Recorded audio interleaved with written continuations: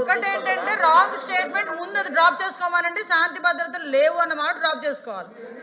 మీరు baseless statement ఇచ్చి statement చేస్తామంటే మాత్రమే ఒప్పుకోము. దాని గురించి చర్చించడానికి నేను రెడీగా ఉన్నా.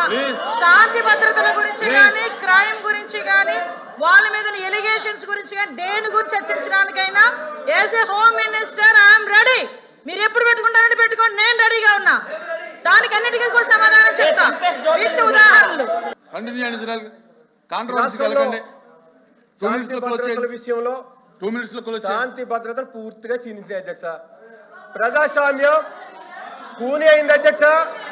పోలీసులు ఉన్నారో లేదో తెలియట్లేదు అధ్యక్ష. పోలీసులు ఉన్నారో లేదో తెలియట్లేదు అధ్యక్ష. అధ్యక్ష నేను మాట్లాడేటప్పుడు నేను పూర్తిగా మాట్లాడిన అధ్యక్ష. ఇదేంటి అధ్యక్ష?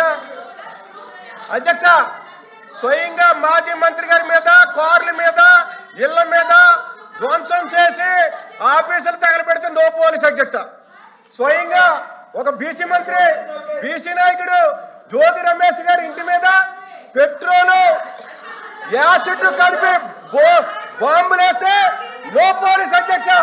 అధ్యక్ష ఒక దళితుడిని చంపేస్తుంటే నో పోలీస్ అధ్యక్ష. అధ్యక్ష మహిళల మీద రేపు జరుగుతుంటే నో పోలీస్ అధ్యక్ష. చిన్నారుల మీద. The house is exam for 5 minutes. Israel గారు మీరు 2 minutes లో క్లోజ్ చేయాలి. 2 minutes. అధ్యక్ష నాకు ఒక 5 నిమిషాలు ఉంది సార్. 5 నిమిషాల్లో క్లోజ్ చేస్తాను. 54 అయింది. 5 నిమిషాల్లో క్లోజ్ చేస్తాను అధ్యక్ష. ప్లీజ్ అధ్యక్ష. 57 నిమిషాలకు మీరు క్లోజ్ చేయాలి అధ్యక్ష. అధ్యక్ష ప్రజాస్వామ్యంలో పార్టీల పరంగా విద్వేషాలు ఉండొచ్చు, పార్టీ పరంగా విభేదాలు ఉండొచ్చు. కానీ అధ్యక్ష వ్యక్తిగతంగా దాడులు చేయటాలు, వ్యక్తిగతంగా బాంబులు విసరటాలు అది ధర్మం కాదు అధ్యక్ష. కానీ ఎందుకంటే అధ్యక్ష అంటే అధ్యక్ష ఒక మాజీ మంత్రివర్యులు, ఒక బీసీ నాయకుడు అదే అధ్యక్ష. అయితే ఏం జరుగుతుందండి అధ్యక్ష? దాడులు జరుగుతున్నప్పుడు పోలీసులు కనిపించరు అధ్యక్ష. విధ్వంసం జరిగినప్పుడు పోలీసులు కనిపించరు అధ్యక్ష. కానీ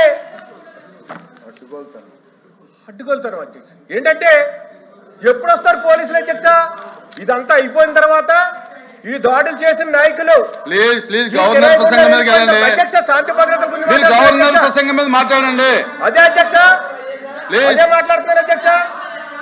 ఏమైనప్పటికీ అధ్యక్ష బాధితుల మీదే అధ్యక్ష దాడులు చేసిన వారి మీద కేసులు ఉండవు అధ్యక్ష.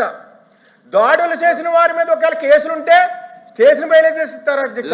కానీ బాధితుల మీదే పలు సెక్షన్లు వేసి జైలుకి పంపించే పరిస్థితి అధ్యక్ష. సెంట్రల్ జైలుకి పంపిస్తారు అధ్యక్ష.